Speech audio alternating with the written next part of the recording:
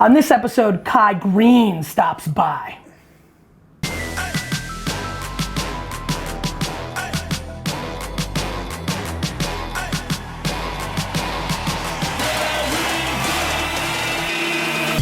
You ask questions, and I answer them. This is the AskGaryVee show. Hey everybody, this is Vaynerchuk, and this is episode 252 of the AskGaryVee show. I'm excited about this. We got connected on the DM on Instagram. We planned it, and we made it happen. We are. Yeah. We're Why don't you tell the making it Vayner Nation who you are and what you do, my friend? What's up, everybody? My name is Kai Greene, aka Mr. Getting It Done. I am a competitive athlete that had an opportunity to step into a larger possibility. Currently, we are working on a number of projects, and with that, I'm an owner of a company, Dynamic Muscle Supplement, acting, writing, and I am in awe of being here on the GaryVee show. So Kai, why don't you tell everybody a little bit, let's take it further back, right? So obviously we've been promoting that this is gonna be on. Do we have questions, or are we live? We're live. Yeah, good. Hey everybody, live everywhere. Are they putting out phone numbers? Is it Facebook? So Facebook, start putting out your phone numbers to get on the show and ask Kai a question. So we've been promoting it, you've been promoting it. People have been really excited about this collaboration, which really is a lot of fun. But for a lot of the audience that may not know your backstory all the way back, tell me about where were you born? How'd you get so humongous? How did you become a competitive athlete? And like, take me back a little bit further. Okay. Well, you know what? I started out much. Where were you A born? lot of people. I was born in Brooklyn, Love it. New York. So I'm a New Yorker. I'm Yep. a native New Yorker. You were always here? You've always stayed here? I moved around a little bit, but I grew up in Brooklyn. As we got older, we kind of moved around. Yep. Got a chance to live out of state. And currently we spend a lot more time traveling, so abroad. So we get a chance to, because a lot of our business is international, we spend a lot more time traveling. But yes, I did grow up in Brooklyn, and I am in the process of, trying to answer this question. I grew up in Brooklyn, born. What kind of kid were you? What were you into? Were you into sports? Were you like into video games? Were you like quiet? Did you read? Like what was your jam, let's call it, 1st to 7th grade? 1st to 7th grade, I think we were set up with a lot of challenges. Originally, I was a ward of the state, so So real I guess hardcore challenges. as it could be imagined. I think the 1st to 7th grade, I think you spent a large part of the time just trying to become a little bit better adjusted, and that was very elusive, very, very elusive. And you say we, you mean siblings? Yeah, you know, my brother and I were we were wards of the state, so we kind of At what age?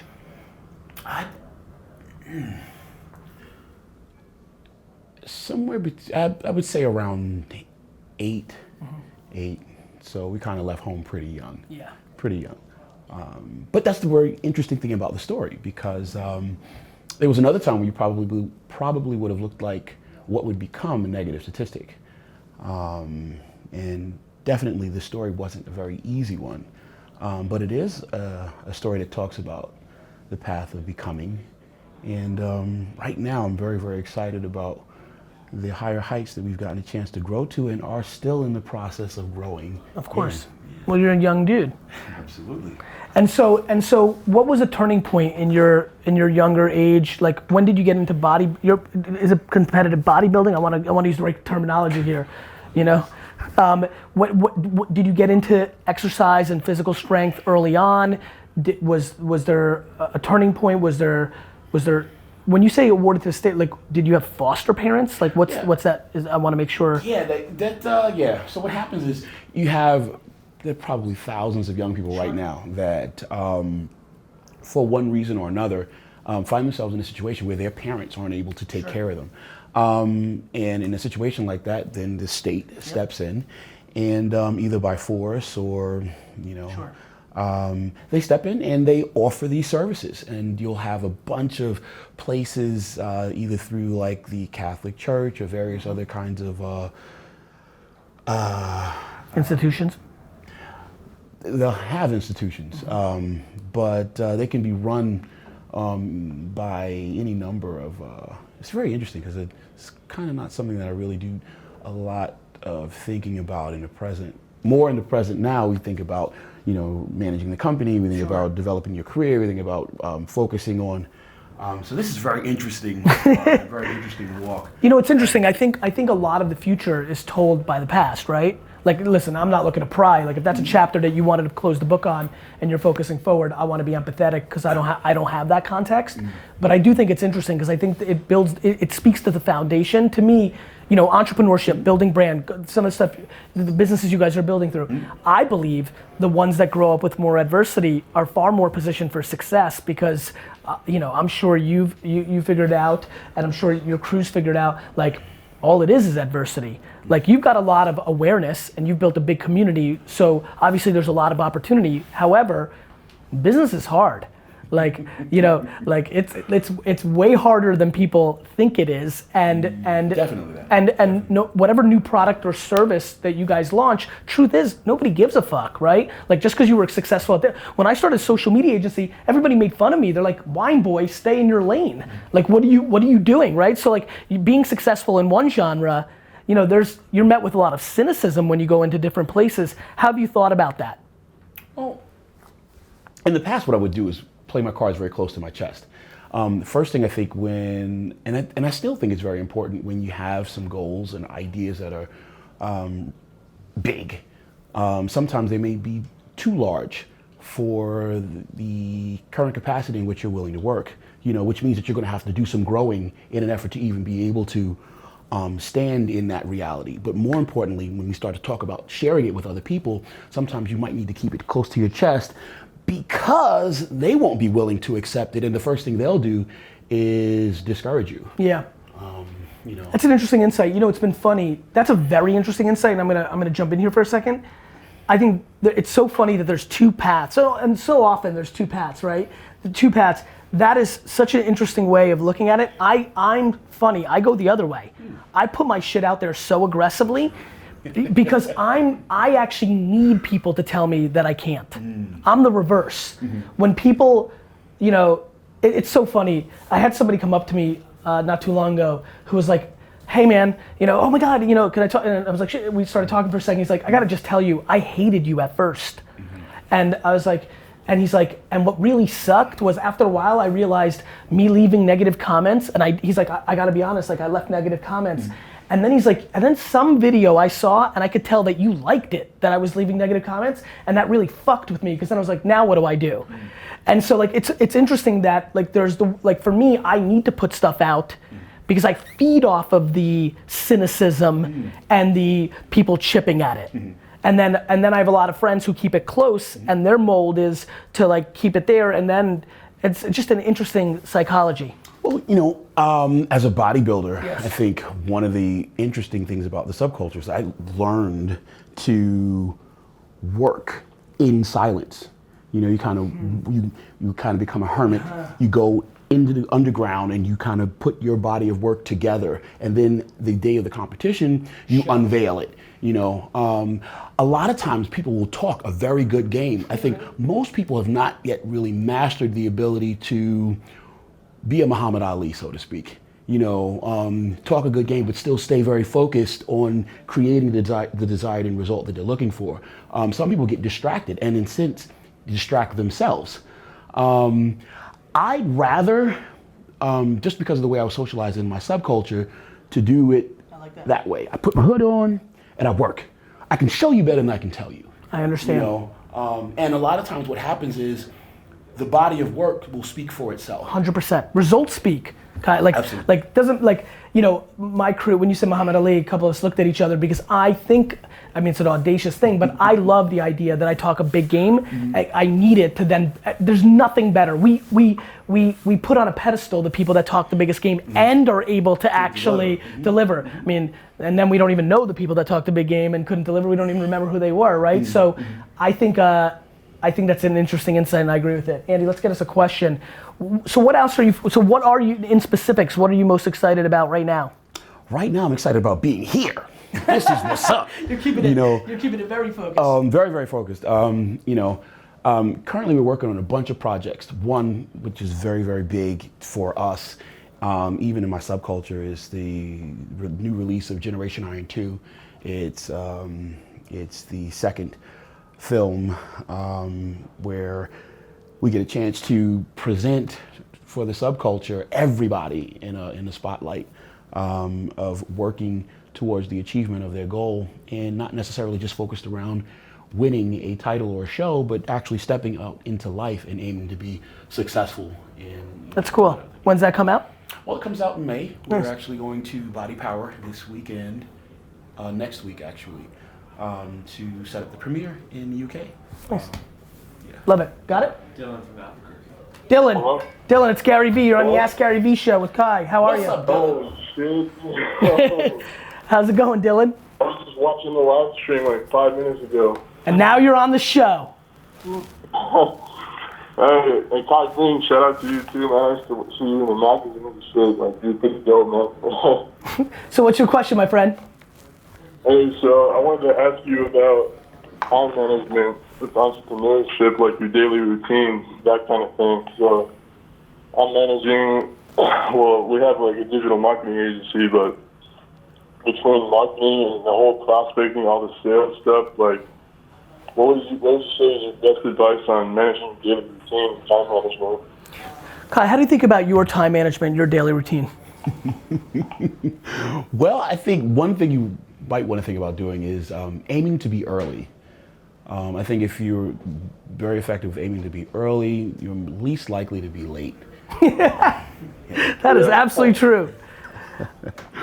Absolutely, but then also being clear about what your priorities are, because anytime we set ourselves up for a schedule, we may find that other things may come up, and there always are going to be things that will pull at your concentration. And I think the more successful you become with managing yourself, you become more attractive, which means that more things will pull at your concentration. I think you gotta make your actions back up your ambition, right? Like my process is very simple, which is I've talked the big game, I have a lot of wants and dreams, and my schedule today needs to map my big fucking mouth, right? Like that's it. And so, you know, one thing that shocks people when they get closer, remember when Tyler first filmed, when Justin first filmed, Iris, when you get to film, the biggest thing you're gonna know is like, wait a minute, it's every second. It's actually every second. Like it's, you know, like I think time is the asset. And so the one thing I would tell you is as you're prospecting, as you're trying to get sales, you've also got to deliver on your work. If you've got an agency, like selling's just the beginning. Like you're like everybody's so focused on selling. A lot of people starting these small social media agencies just to get clients. They forget that after you get the clients, you got to fucking deliver. Keeping business is what actually builds big businesses, not getting new business. Yeah, definitely. So I would add to the process to make sure you're talking to your current customers, not just trying to find new ones. Yeah. Cool, man. Thank you. All right, let's keep going. That's good advice. You like that? Love that. I think farming. So hunting is very attractive, right? Like it's no different kind of than it's a little version of what you said, which is let the actions speak instead of the words. It's how I think about business. I'm a big talker, but from a business standpoint, people see me in my sales and all this, but it's the farming. It's the retaining clients. It's the meetings. It's the maintenance. Yeah, it's the maintenance. Is one thing. 100%. Who's this? Yeah. Scott? Let's see if Scott comes through. Hey, it's Scott Larry from Jacksonville, Florida. Is this the GaryVee show? It sure is, Scott. And you're on with Kai Greene. How are you? Gary, gentlemen, it is an honor. Gary, I'll tell you something, crushed it, changed my life. I appreciate it. And the one thing I love about you, Gary, is you engage with your followers, and I thank you for that. My pleasure. The number one question, yeah, thank you. And the number one question I have, Kai, is when you wake up in the morning and you don't feel like going to the gym, how deep do you have to go down and say, I've got to do this? I think it varies. I think there's some Do you go to mornings. the gym every day? Yes.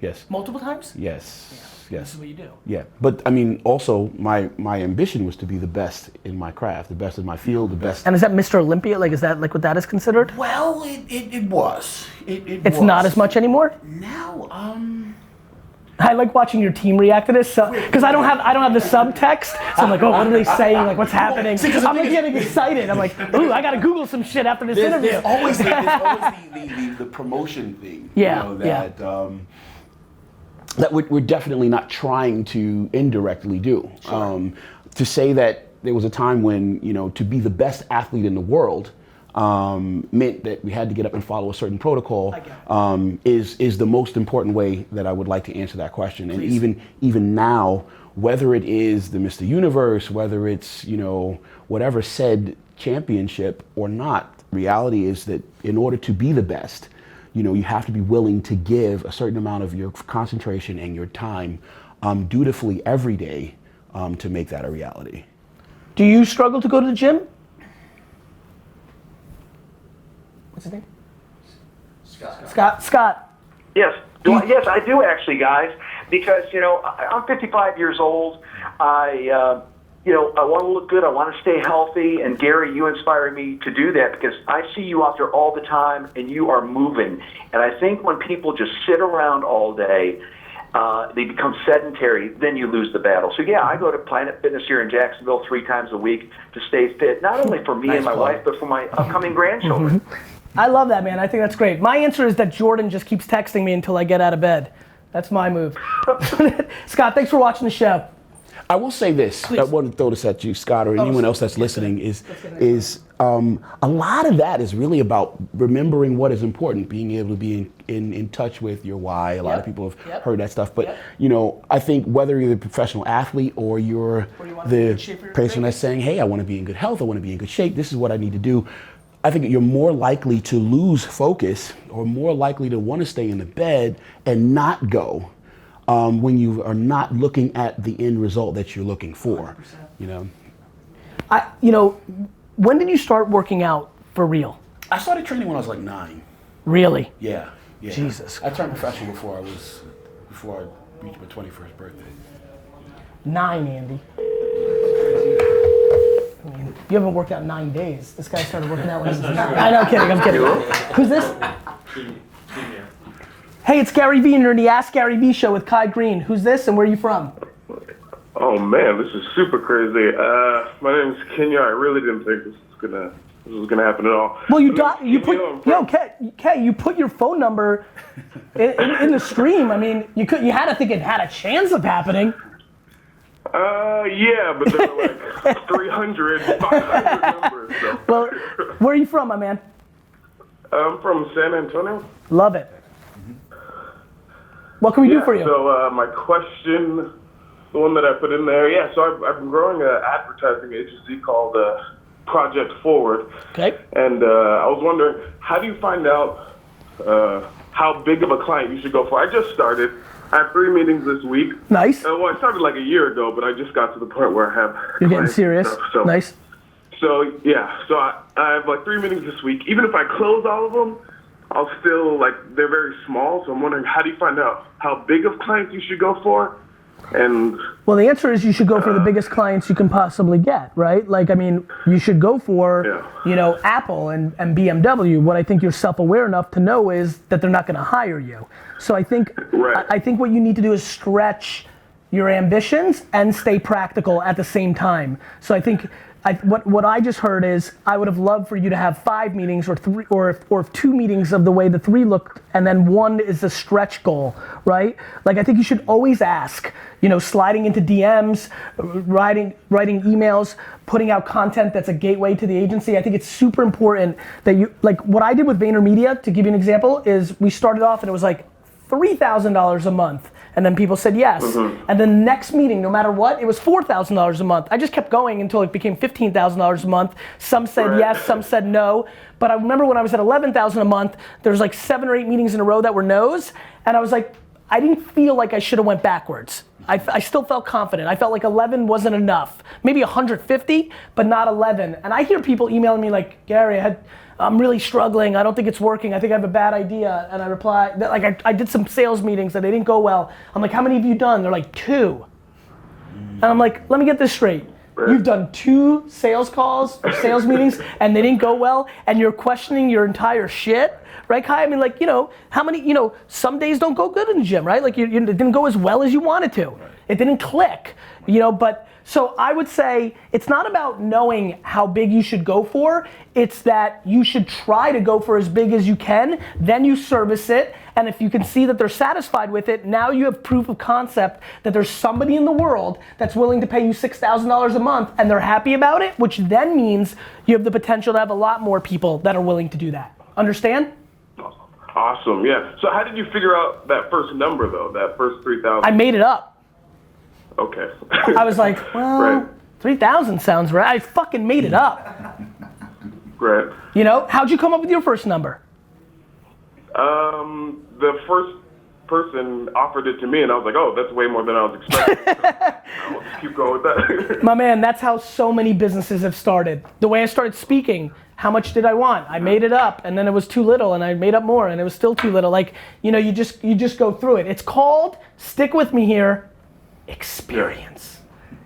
Experience matters. All these youngsters that are super Dunk, he's so talented and young, he fucking sleeps on experience. Wait till he actually adds experience. Then he's gonna be a real ninja. Like, experience matters. It's how you learn. You go through the battles. You're like, oh shit, that's how it happens. Oh, I didn't know. Experience is real. I thought I was unstoppable at 23. And I was. I built a huge business. But guess what? 41-year-old Gary will destroy 23-year-old Gary within 1 round. It's just experience. It's real. Got it? Right. Yeah. Cool. I love your content, by the way, and thank you. I don't actually know who's on the show today, but Kai is. Awesome, so. Kai Greene, check him. Follow him, and you're gonna have big fucking muscles. All right, see ya. Now, Kai, one thing I noticed as we've been prepping for this through social is kids freak out when they see you. Like, I haven't, I was really enjoying, seeing, that must feel amazing. No? Well, you know what? It's one of those things where I don't think that I spend a lot of time focusing on how I feel. Because much like the caller that we had a little bit earlier, hey, how do you respond when you don't feel like? And most often than not, my feelings I feel will betray me. Interesting. So I try not to rely on my feelings and just try to be more consciously aware of the things that I want, my thoughts, and allow my thoughts to lead me, recognize that I need to be able to control my thinking. So when I feel things that are telling me, hey, that usually is an indicator that I'm not focused where I need to be in order to make this thing the easier. I'm gonna jump on that in a minute. It's Garyvee, you're on the AskGaryVee show. Who's this and where are you from? Gary, this is Brian Cronin. Brian, how are you? From Nashville. I'm doing good, man. How about you? Good, say hello to Kai. Kai, what's up, man? How you doing, sir? I'm doing good. I actually just watched a documentary on you not too long ago on Netflix. Thank you. Mr. Olympia. Very impressive. How'd you feel about that, Kai? I'm just kidding. All right, what's your question, my man? So I've got a client of mine who I've been running kind of a social media for his business. He owns a few gyms here in the Nashville area. He's a bodybuilder. He's won Mr. Tennessee, I believe, once or twice. And now he's come to me and is asking, Brian, how do I take my accomplishments and my personal brand and take it to the next level so I can, monetize that? How do I grow that? Do I, build my social larger, start, looking for sponsors, selling supplements, so on and so forth? What does he want to push that towards? Is the accomplishment just financial, which is super fine? Financial. I don't want, Well, I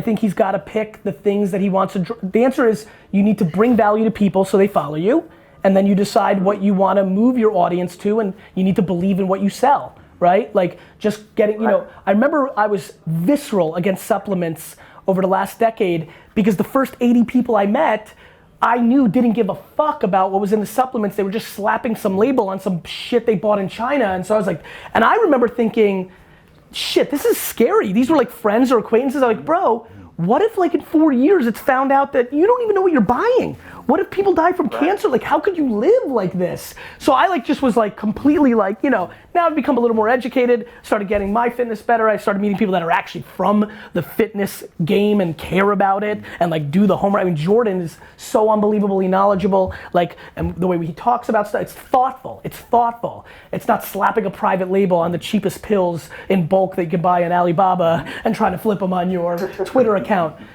So I think the answer is very simple, my man. He needs to bring value to people, and you can only do so much because he has to bring value. It's not that you can manipulate that. And then he needs to decide what he wants to push that audience to, and he needs to feel good about it. So if he feels good that his gym's worth $2.99 a month, like the reason it's so easy for me to sell books is I just think it's really worth $14 fucking.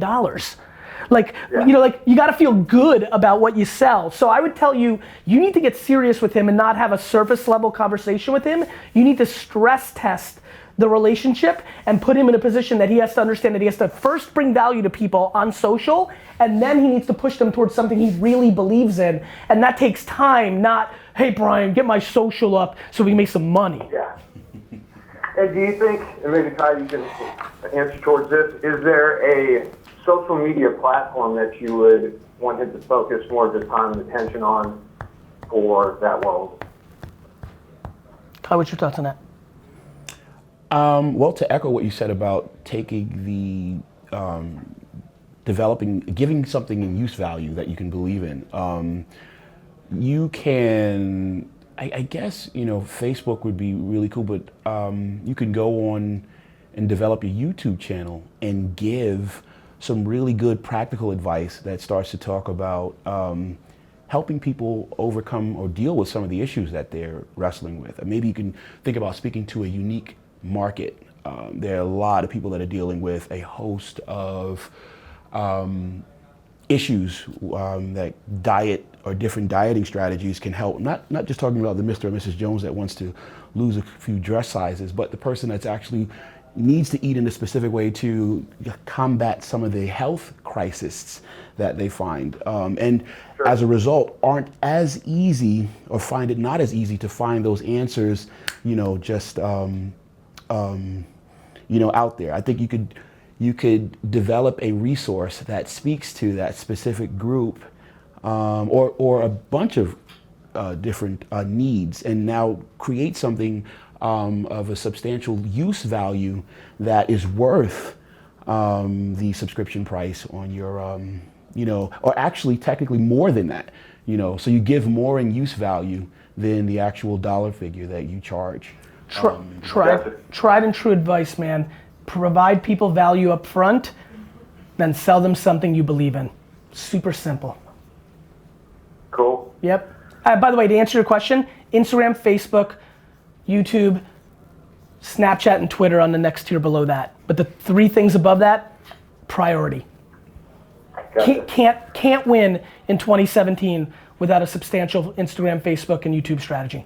Can't win. Got it. And that's on video. And so then if you want to talk about written, Medium, LinkedIn, your own blog, and then if you want to talk about audio, your own podcast, other people's podcasts, Spotify, believe it or not, SoundCloud, believe it or not, content on music platforms, I think is a arbitrage. Got it? Cool. Cool. Awesome, man. Thanks. I appreciate it. And You got go it. Jets. Yes, go Jets is right. Kai, I really appreciate you, man. Oh, likewise. Yeah, thanks for being on the show. What's the question of the day? You get to ask the whole Vayner Nation any question you want. Good opportunity for you and your team to get 2,000-3,000 answers across Facebook and YouTube of maybe some insight, some trends, something you're curious about what the masses are thinking. Question of the, could be something funny like what's your favorite root beer? Like question of the day. Go.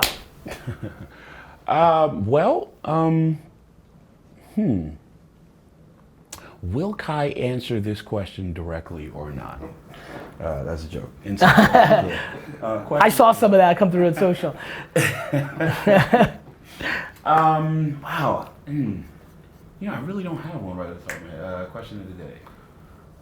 Are you ever curious what do you, in your world, what are some of the themes that people are talking about or thinking about? In my world, I'm thinking about improving my game. In my world, I'm thinking about I mean, everybody will ask questions that are minutia. Well, how many grams of protein? How many grams of fat? How much? The commodity shit. But that's, The stuff that doesn't matter. recognizing that I am in control. I decide what's going to happen or not. I can plan effectively or ineffectively. I can stand in my own way or become my own most powerful ally. So I guess maybe the question today is, who are you? And who are you willing to be? I love that. I appreciate it. Okay, thank you. You keep asking questions, we'll keep answering them.